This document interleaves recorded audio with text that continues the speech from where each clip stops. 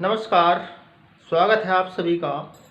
हमारा चैप्टर चल रहा है विलयन और आज इस चैप्टर में हम पढ़ेंगे द्रव ठोस विलयनों के लिए राउल्ट का नियम। इससे पहले वाली वीडियो में हमने पढ़ा द्रव द्रव विलयनों के लिए राउल्ट का नियम। इम्पोर्टेंट है द्रव द्रव विलयनों के लिए राउल्ट का नियम। एक बार इसे पुनः रिवाइज कर लीजिए। द्रव द्रव विलयनों के लिए राउल्ट का नियम क्या है?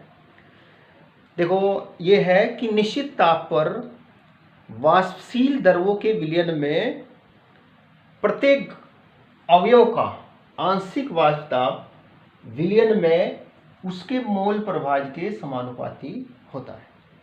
इसके बारे में हमने विस्तार से पढ़ा पिछली वीडियो में। देखिए मान लीजिए दो द्रव हैं, द्रव A और द्रव B। द्रव A और द्रव B, मान लीजिए इस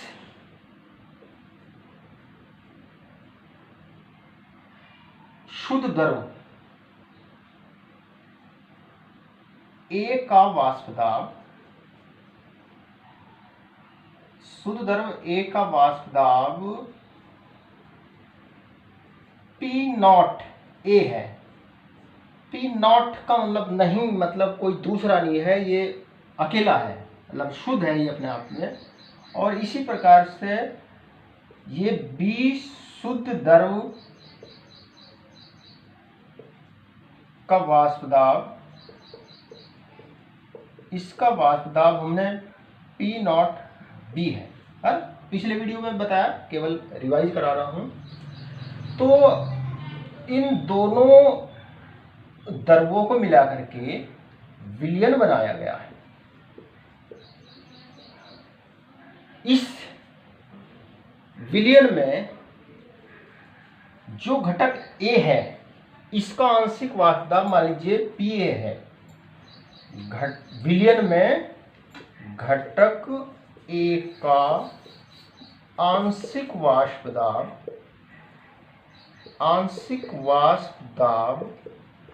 मान लीजिए PA है। और इसी प्रकार से घटक B का आंशिक वाष्प दाब मान लीजिए ये PB है, आंशिक वाष्प दाब PB है।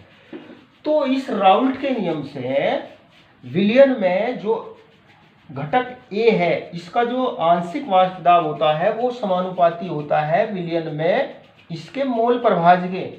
मान लो इसका मोल प्रभाज ये है XA है, A का मोल प्रभाज XA है। तो विलयन में घटक A का जो आंशिक वाष्प दाब होता है वो समानुपाती होता है XA के, यानी कि मोल प्रभाज जितना ज़्यादा होगा आंशिक वाष्प दाब इसका इतना ही ज़्यादा होगा। ऐसे ही घटक B का जो आंशिक वाष्प दाब होगा वो विलयन में इसके मोल प्रभाज XB के समानुपाती होता है।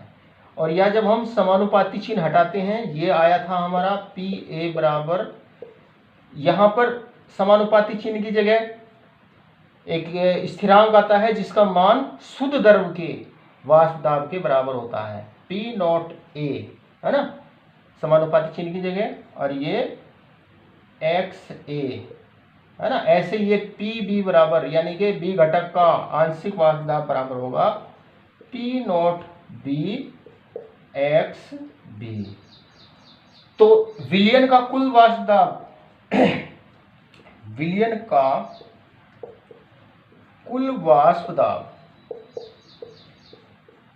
का कुल वाष्प दाब मान लीजिए PS है, ये बराबर होगा इसके जो घटक है PA प्लस PB के आंशिक दाबों के योग के बराबर होता है। या PS बराबर, PS का मतलब सॉल्यूशन विलयन का वाष्प दाब बराबर होगा PA बराबर कहीं का आया हमारा P0A XA plus P0B XB। तो ये राउल्ट का नियम हमारा ये हुआ। देखो राउल्ट का नियम क्या है, विलयन में देखो विलयन में जो उसके अवयव होते हैं, द्रव विलयन में जो उसके अवयव होते हैं ना, प्रत्येक अवयव का जो आंशिक वाष्प दाब होता है विलयन में उसके मोल प्रभाज के समानुपाती होता है। किसी घटक का आंशिक वाष्प दाब उसके मोल प्रभाज पर निर्भर करता है। मोल प्रभाज अधिक है तो घटक का आंशिक वाष्प दाब अधिक होगा, और घटक का मोल प्रभाज कम है तो आंशिक वाष्प दाब कम होगा। ये राउल्ट का नियम है। और विलयन का जो कुल वाष्प दाब होता है वो बराबर होता है दोनों घटकों के, इसमें दो घटक है, दोनों घटकों के आंशिक दाबों के योग के बराबर होता है। तो ये राउल्ट का नियम मैंने आपको यहाँ तक पिछली वीडियो में भी बताया था। अच्छा, इसमें आगे और देखो, इसमें हमने विलयन में दो घटक माने, ए और बी, है ना। ए और बी घटक कौन कौन कौन से थे विलयन के? घटक ए प्लस बी, इनसे क्या बन रहा है? विलयन बना, विलयन बना। अच्छा, यदि हम घटक ए के वाष्प दाब और इसके मोल प्रभाज के बीच में ग्राफ खींचे तो एक हमें सीधी रेखा प्राप्त होती है। इसी प्रकार से अगर हम विलयन के घटक बी के वाष्प दाब और इसके मोल प्रभाज के बीच में, इसके मोल प्रभाज के बीच में हम ग्राफ खींचे तो भी एक सीधी रेखा प्राप्त होती है, और हमें इस प्रकार से ग्राफ प्राप्त होता है।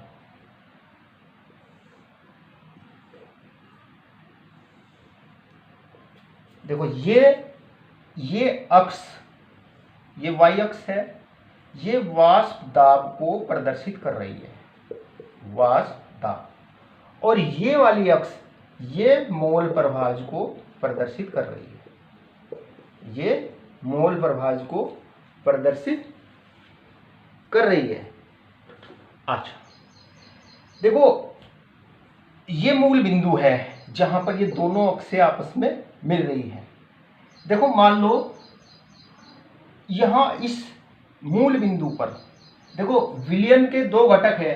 मान लो घटक ए का जो मोल प्रभाज है, ए का मोल प्रभाज, ए का मोल प्रभाज मान लीजिए एक्स ए है, और बी का मोल प्रभाज, बी का मोल प्रभाज क्या है? मान लीजिए एक्स बी है, और शुद्ध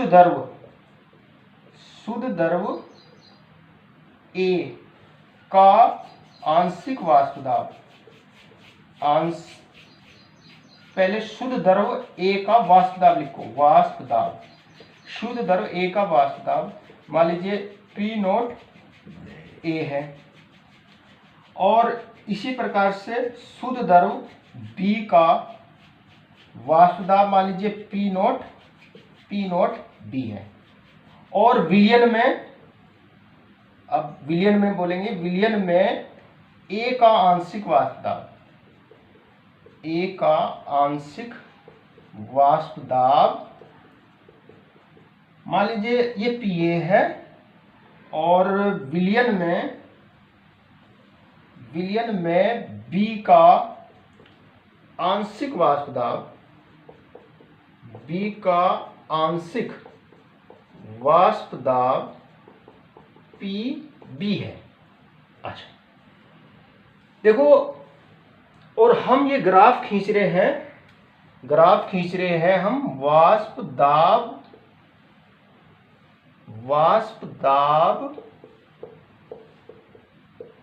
वर्सेस मोल प्रभाज के बीच में, मोल प्रभाज। देखो, मोल प्रभाज क्या होता है ये आपको पता होना चाहिए, पहले मैंने आपको बताया है मोल प्रभाज क्या होता है।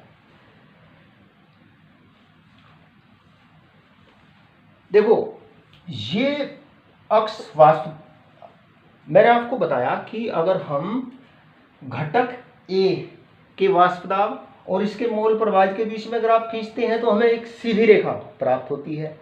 इसी प्रकार से अगर हम घटक बी और उसके वाष्प दाब के बीच में ग्राफ खींचते हैं तो भी एक सीधी रेखा हमें प्राप्त होती है। देखो किस प्रकार से, देखो यहाँ पर ये दो अक्षें मिल रही हैं।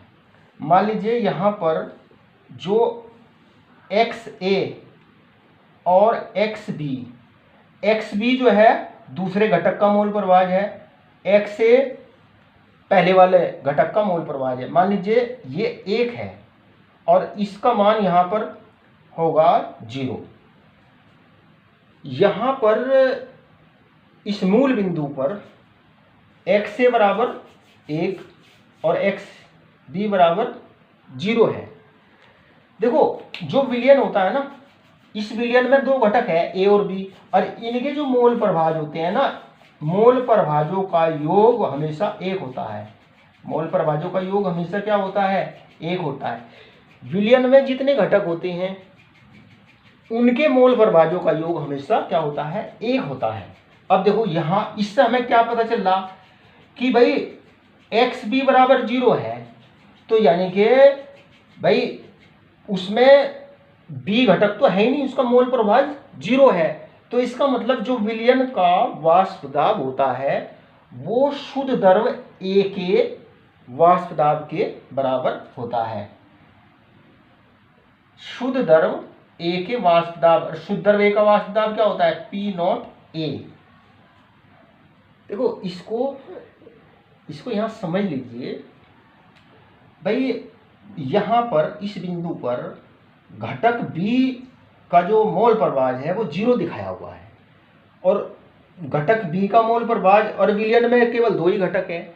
तो जब इसका मान 0 है तो जो एक्स ए घटक है उसके मोल प्रभाज का मान 1 होगा, यानी कि विलयन में 1 घटक है। यानी कि विलयन का जो वाष्प दाब होगा वो घटक ए के शुद्ध घटक ए के वाष्प दाब के बराबर होता है। यानी कि ये विलयन का वाष्प दाब शुद्ध घटक ए का वाष्प दाब होगा। अच्छा, अब आगे देखो जब हम नीचे की ओर चलते हैं तो वाष्प दाब क्या होता है? घटता है। इधर की ओर चलते हैं तो मोल प्रभाज में परिवर्तन होता है। देखो जब हम इस विलयन में घटक ए का मोल प्रभाज तो कम करते हैं और बी का मोल प्रभाज बढ़ाते हैं, है ना। जो बी का मोल प्रभाज जो है ना, बी का मोल प्रभाज जो है वो आगे इस दिशा में जाने पर बढ़ता है। तो जब हम इस अक्ष पर आगे की ओर चलते हैं तो जो बी का, देखो यहाँ पर तो इस बिंदु पर तो बी का जो मोल प्रभाज है, घटक बी का जो मोल प्रभाज है वो यहाँ पर 0 है। अब जब हम इसके बी के मोल प्रभाज को धीरे धीरे बढ़ाते हैं तो ए का जो मोल प्रभाज है इसका मान 1 से कम होता जाता है, क्योंकि दोनों घटकों का योग 1 होता है। अब जब दोनों घटकों का योग 1 होता है तो जब हम इनमें से एक का घटक का मान बढ़ाएंगे तो दूसरे का मान कम हो जाएगा। देखो पहले इसका मान 1 था, है ना, जब एक्स बी बराबर 0। अब हम इसे धीरे धीरे बढ़ा रहे हैं तो इसका मान कम होता जाएगा, क्योंकि दोनों का मान 1 होता है। तो जब घटक एक्स बी का मान बढ़ाते हैं तो जो घटक ए है ना, इसका वाष्प जो मोल प्रभाज है ये धीरे धीरे कम होता है। तो मोल प्रभाज कम होने से इसका जो वाष्प दाब है, देखो नीचे की ओर चलने पर घटता है। एक ये सीधी रेखा प्राप्त होती है, इस तरीके से ये सीधी रेखा प्राप्त होती है जो मूल बिंदु से होकर के यहाँ से गुजरती है। और देखो यहाँ पर इस बिंदु पर देखो, क्योंकि हम इधर से इधर जा रहे हैं, यहाँ पर तो ए का मोल प्रभाज 1 है। अब ये धीरे धीरे कम होता है, कम होते यहाँ पर 0 हो जाता है, यहाँ पर 0, यानी कि एक्स ए बराबर क्या हो गया? यहाँ पर एक्स ए बराबर 0 हो गया। अब यहाँ इस बिंदु पर इस बिंदु पर देखो, यहां से जब इधर को जाएंगे तो जो घटक भी है इसके मोल प्रभाज बढ़ेंगे, और बढ़ते बढ़ते यहाँ पर जब इसका मोल प्रभाज 0 हो जाएगा तो इसका मोल प्रभाज जो है वो 1 हो जाएगा। एक्स बी का मोल प्रभाज 1 हो जाएगा, क्योंकि दोनों घटकों का योग 1 होता है। एक घटक का मोल प्रभाज घटाते हैं तो दूसरे का बढ़ता है, ताकि योग 1 रहे। अच्छा, तो इस स्थिति में जब एक्स ए बराबर 0, यानी कि विलयन में जो घटक ए है ना उसका मोल प्रभाज 0 हो गया, यानी कि अब विलयन में घटक ए है ही नहीं, तो यानी कि अब विलयन में केवल घटक एक्स बी है। तो अब विलयन का जो वाष्प दाब होता है वो इस शुद्ध द्रव बी के वाष्प दाब के बराबर होता है। जो वाष्प दाब होगा वो किसका होगा? वाष्प दाब वो बी का होगा, शुद्ध द्रव बी का होगा। मान लीजिए ये यहां है P नॉट बी। देखो ये चीज आपकी समझ में आनी चाहिए। अच्छा, अब देखो यहां पर इस अक्ष पर जो घटक A है उसका मोल प्रभाज 0 है, घटक B का मोल प्रभाज 1 है, यानी कि विलयन में केवल एक ही घटक है। वो घटक कौन सा है? वो घटक B है।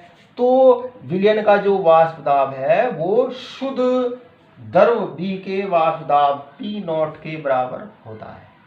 अच्छा, इसी प्रकार से देखो,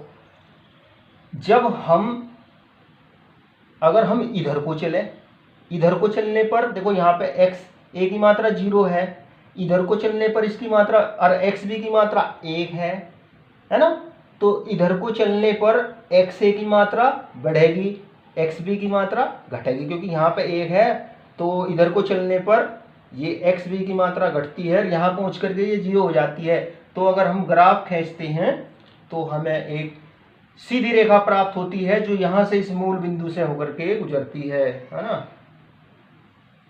ये सीधी रेखा प्राप्त होती है।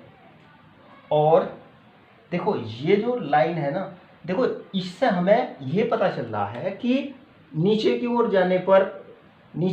जाने पर आंशिक वाष्प दाब घट रहा है।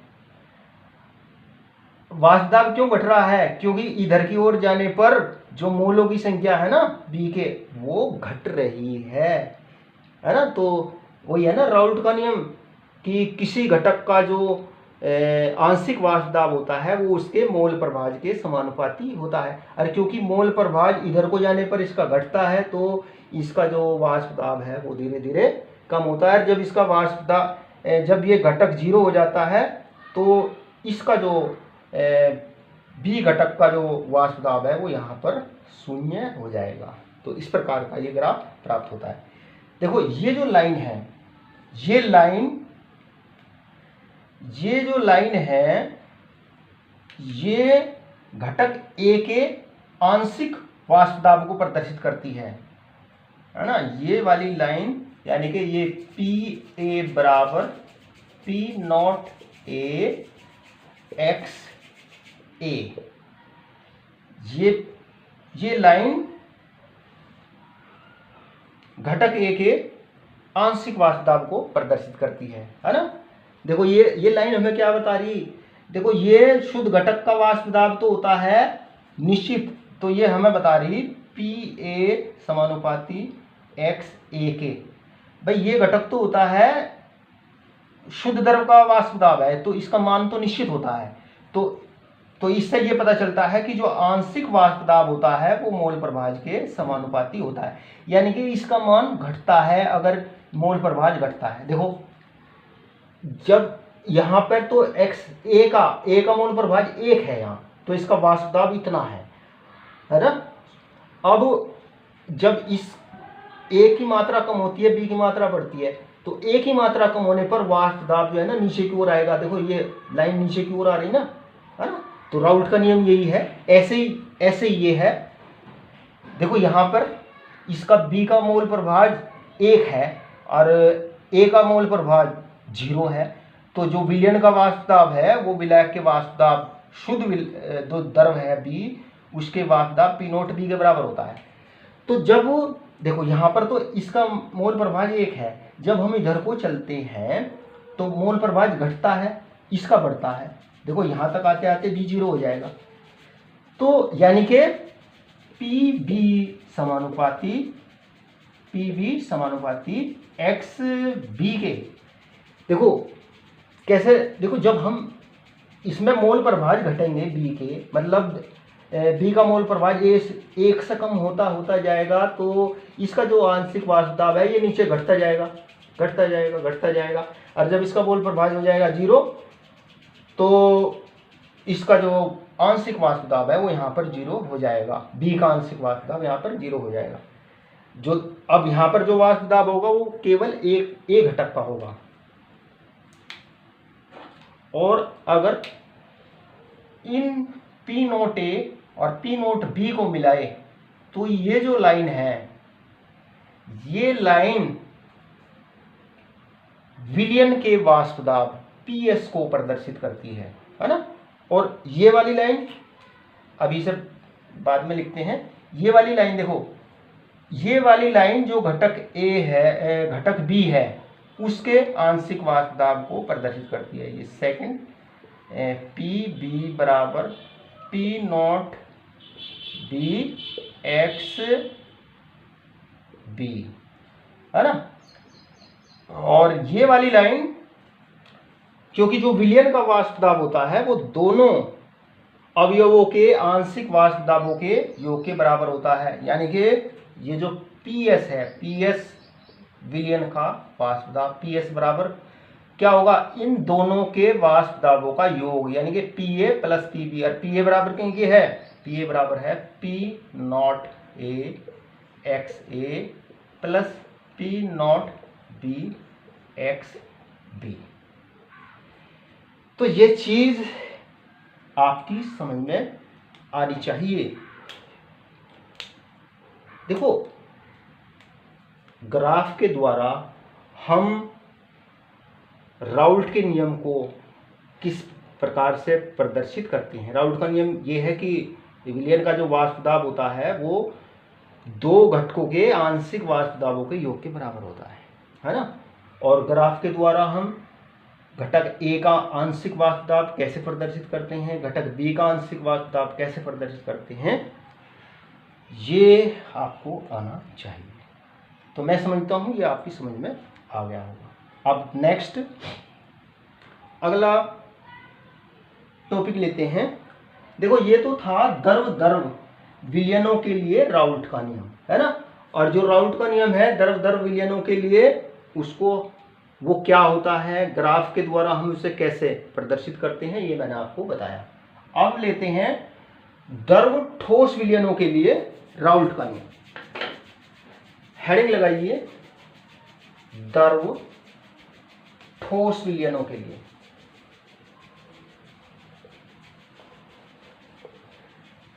द्रव ठोस विलयनों के लिए राउल्ट का नियम।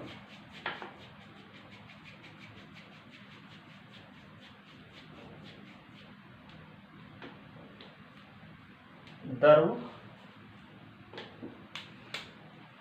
ठोस विलयनों के लिए राउल्ट का नियम। देखो इससे पहले हमने द्रव प्लस द्रव विलयनों के लिए राउल्ट का नियम पढ़ा, है ना। अब हम लेते हैं द्रव ठोस विलयनों के लिए, मतलब जिसमें द्रव विलायक होता है। द्रव क्या होता है, विलायक। और ये ठोस जो होता है ना, अवाष्पशील होता है। अवाष्पशील ठोस विलेय होता है, मतलब द्रव विलायक और अवाष्पशील ठोस विलेय से मिलकर बने विलयनों के लिए राउल्ट का नियम हम पढ़ते हैं, वेरी इंपॉर्टेंट है और बड़ा ही आसान भी है। देखो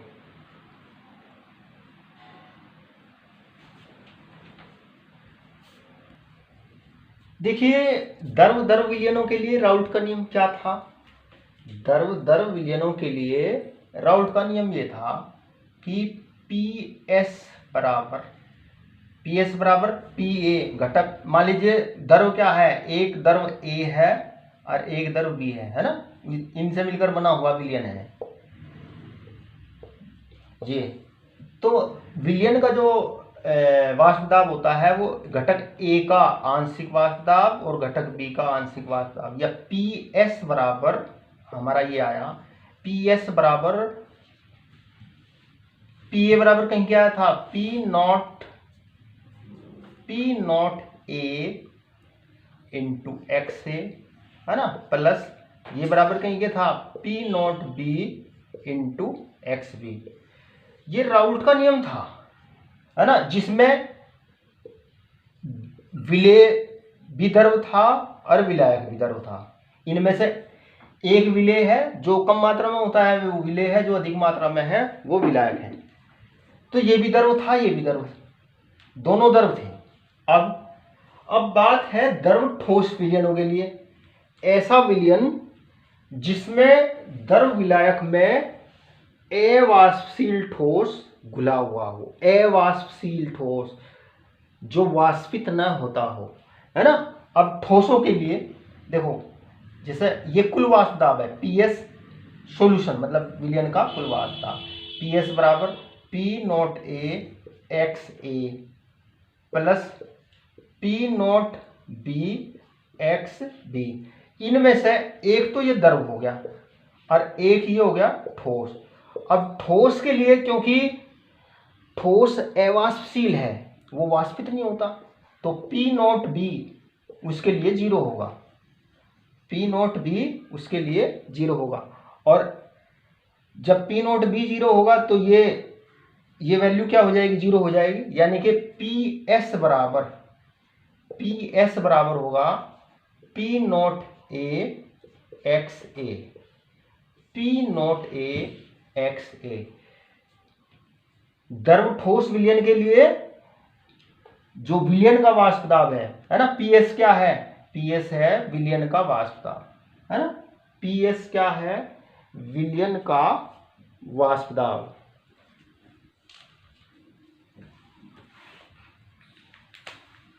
देखो PS क्या है भाई, विलयन का वाष्प दाब,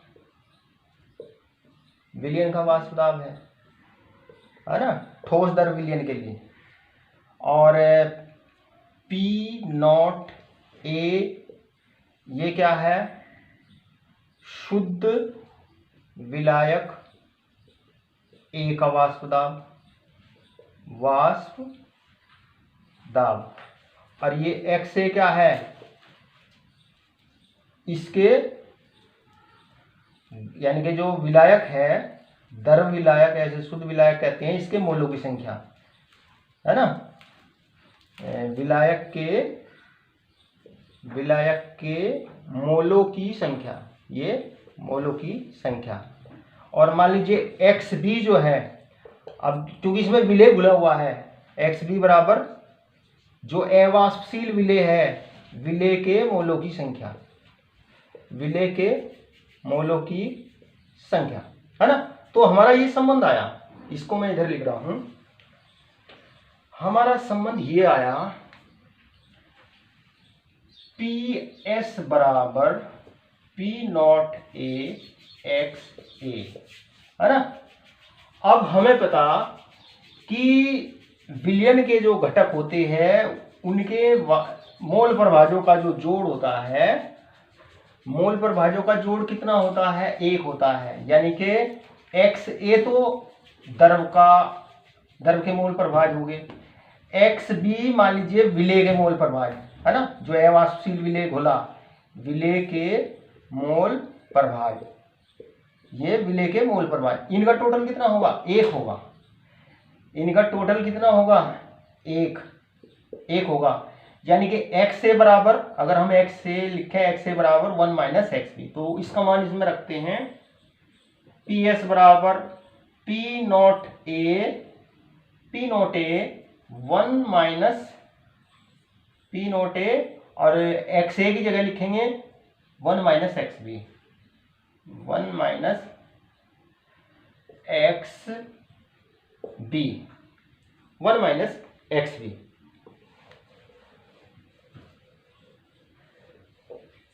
अब देखो, क्योंकि विलेय द्रव है और केवल एक ही द्रव है, विलायक द्रव है, और पहले में तो 2 द्रव थे, अब इसमें केवल एक ही द्रव है, तो ये जो द्रव है इसके शुद्ध द्रव के वाष्प दाब को पी नॉट के द्वारा प्रदर्शित करते हैं। यानी कि हम पी नॉट ए की जगह पी नॉट रखते हैं, क्योंकि द्रव एक ही है। तो जब ये मान इसमें रखते हैं तो ये आ जाएगा, क्या करा हमने, इसकी जगह ए हटा दिया, ये पी नॉट रख दिया इसका मान, तो ये पी एस बराबर P nought 1 minus X B, है ना, या पी एस क्या है, विलयन का वाष्प दाब, तो ये P not minus P nought X B क्या है, विलेय के मोल प्रभाज है, जो अवाष्पशील विलेय घोल रखा है ना, या इसे इधर ले जाएंगे, ये इधर आएगा और ये इधर जाएगा, तो यानी कि ये हो जाएगा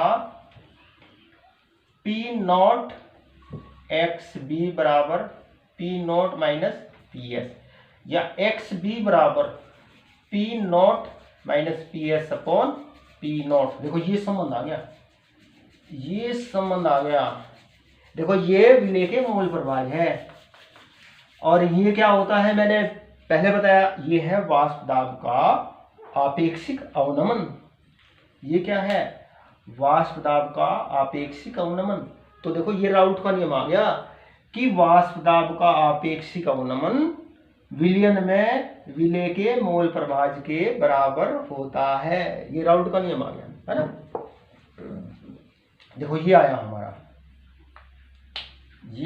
हमारा P not minus P S विलयन का वाष्प दाब पी नॉट, और ये एक्स बी बराबर क्या है, विलेय का मोल प्रभाज।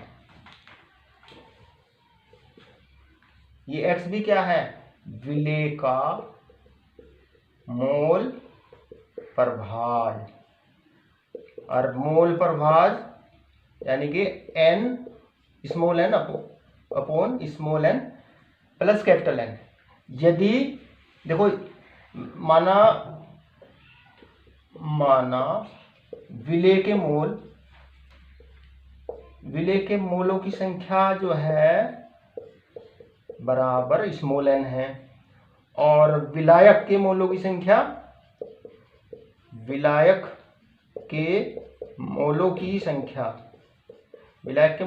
मान लीजिए कैपिटल एन है ना। तो मोल प्रभाज ये कैसे निकालते हैं, किसी घटक का मोल प्रभाज उस घटक के मोलों की संख्या बटे विलयन में उपस्थित सभी घटकों के मोलों की संख्या। यानी कि हम विलेय का मोल प्रभाज कह रहे हैं, तो विलेय के मोलों की संख्या बटे कुल मोलों की संख्या, है ना। तो ये हमारा राउल्ट का नियम आ गया। अब लिखो क्या होता है राउल्ट का नियम। देखो ये दिख रहा ना आपको, ये वाष्प दाब का अपेक्षित अवनमन है, ये विलेय का मोल प्रभाज है ना, एक्स बी बराबर n small N upon small n plus capital N. तो ये कह रहा है राउल्ट का नियम कि वाष्प दाब का अपेक्षित अवनमन विलयन में विलेय के मोल प्रभाज के बराबर होता है। इसको लिखिए,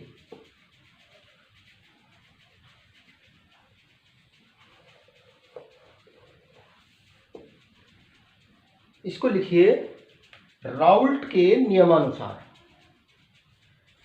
ये उतार करके इसको लिखो पहले, है ना। राउल्ट के नियमानुसार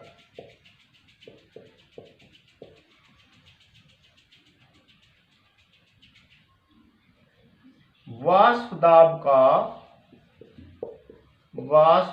का आपेक्षिक अवनमन, वाष्प दाब का आपेक्षिक अवनमन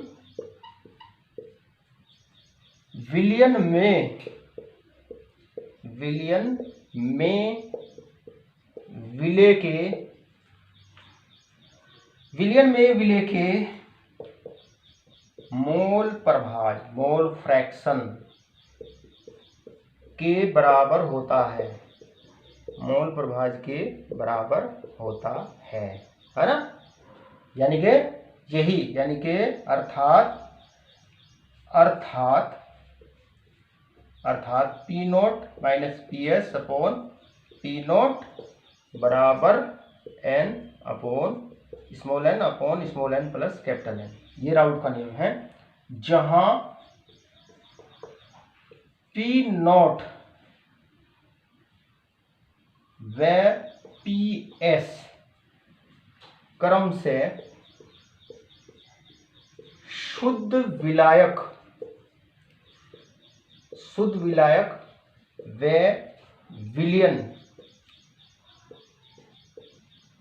का वाष्प दाब है, विलयन का वाष्प दाब है स्मॉल n विलेय के मोलों की संख्या,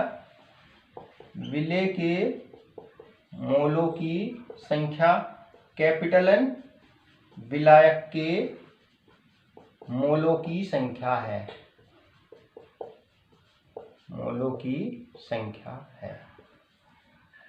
है ना।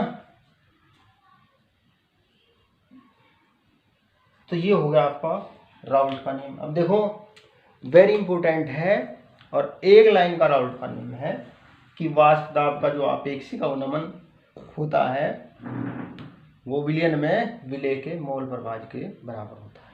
ये राउल्ट का नियम। तो ये आपको आपकी समझ में आना चाहिए।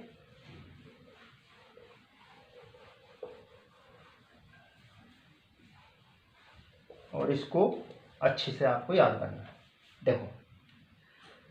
देखो राउल्ट का नियम हमारा ये आया, P नॉट PS यानी कि विलायक का वाष्प दाब माइनस विलयन का वाष्प दाब बटे शुद्ध विलायक का वाष्प दाब P नॉट बराबर होता है विलेय के मोल प्रभाज, है ना।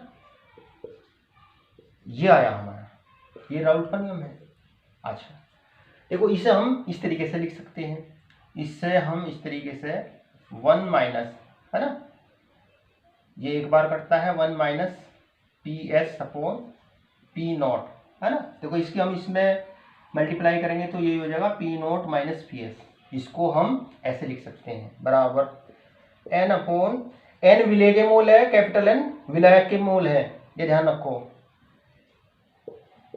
N कहीं के मोल है, N बराबर विलेय के मोल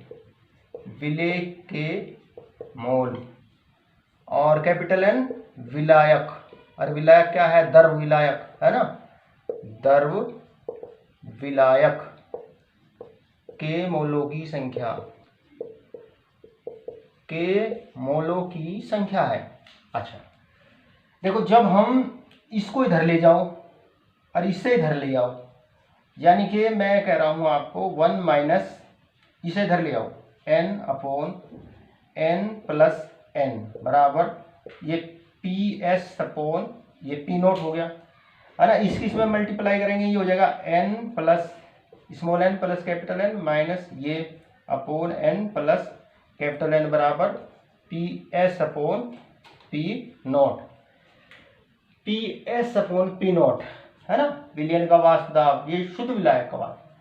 तो ये इससे ये कट गया, तो यानी कि ये आ गया हमारा, देखो PS अपॉन P नोट बराबर capital N upon small n plus capital N।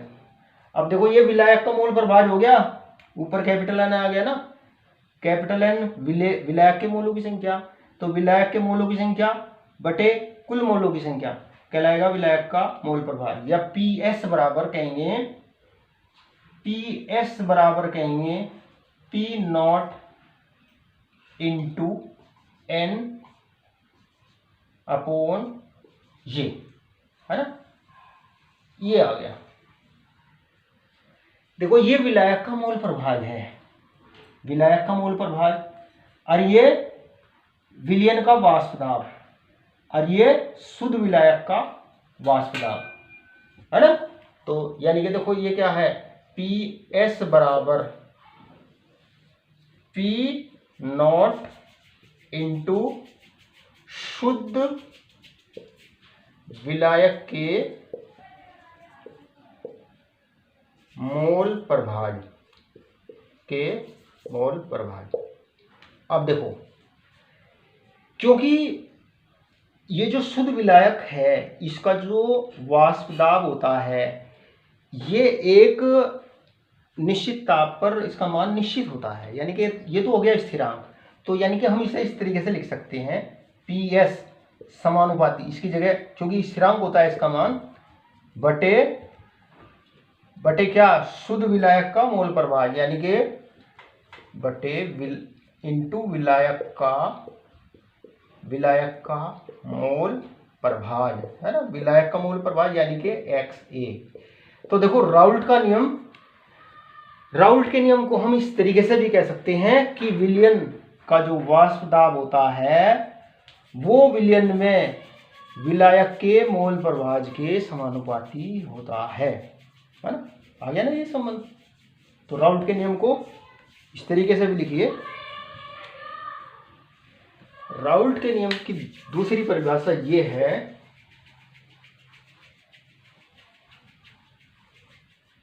कि राउल्ट के नियम को इस प्रकार से भी परिभाषित किया जाता है, विलयन का वाष्प दाब, विलयन का वाष्प दाब, विलयन का वाष्प दाब विलयन में विलयन में विलायक के मोल प्रभार के समानुपाती होता है।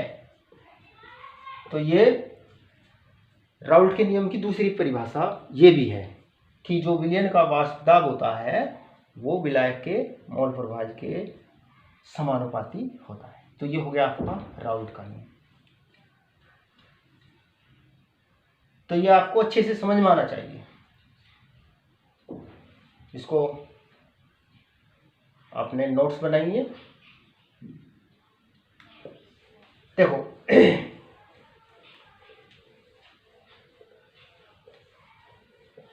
देखो जो राउल्ट का नियम है, राउल्ट का नियम हमारा ये आया भाई, P not minus PS upon P not वाष्प दाब का अपेक्षिक अवनमन बराबर विलेय के मोल प्रभार, है ना। ये विलेय के मोल प्रभार, विलेय के मोल स्मॉल n, है ना, कैपिटल N विलायक है। देखो जो तनु विलयन होते हैं, तनु विलयनों के लिए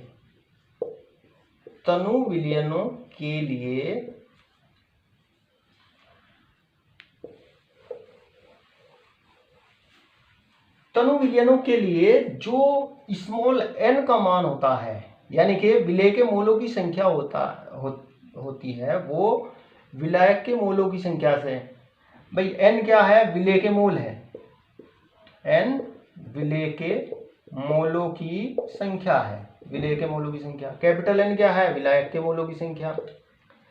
ये क्या है, विलायक के मोलों की संख्या, विलायक के मोलों की संख्या है।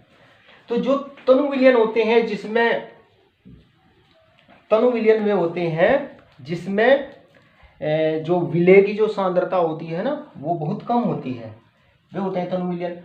तो तनु विलयनों के लिए हम लिख सकते हैं कि ये जो n और प्लस कैपिटल N का मान है ना, n प्लस कैपिटल N, यानी कि विलेय के मोलों की संख्या प्लस विलायक के मोलों की संख्या, ये लगभग बराबर होती है कैपिटल N के।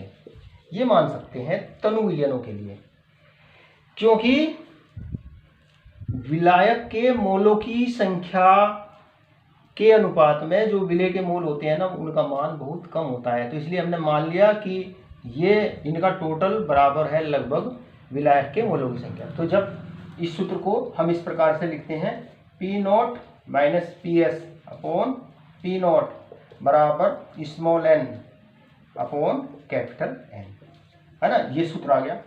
इस सूत्र पर न्यूमेरिकल्स निकालते हैं। और मोल कैसे निकालते हैं?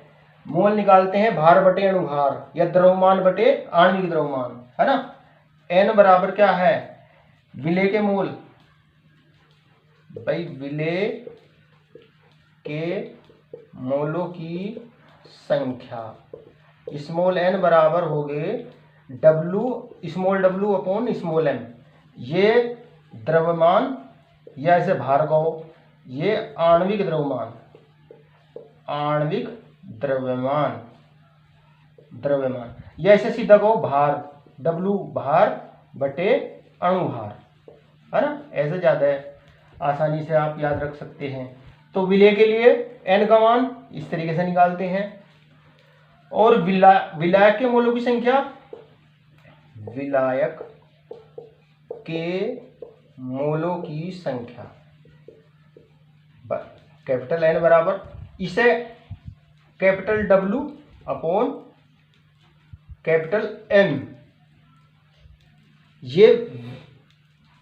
ये होता है विलायक का भार, भार, है ना।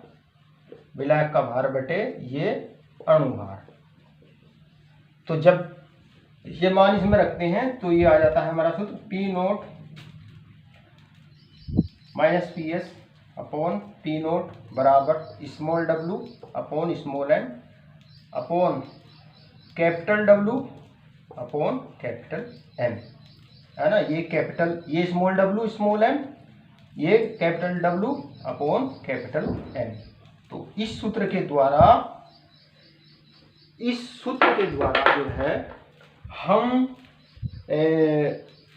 विलेय और विलायक के अणुभार निकाल सकते हैं जब हमें वाष्प दाब का अवनमन हमें पता होता है।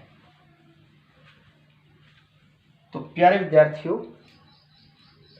आज की इस वीडियो में इतना ही।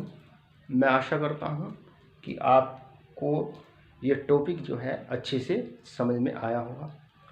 आज के लिए इतना ही। नेक्स्ट टॉपिक के लिए अगली वीडियो में मिलते हैं। नमस्कार।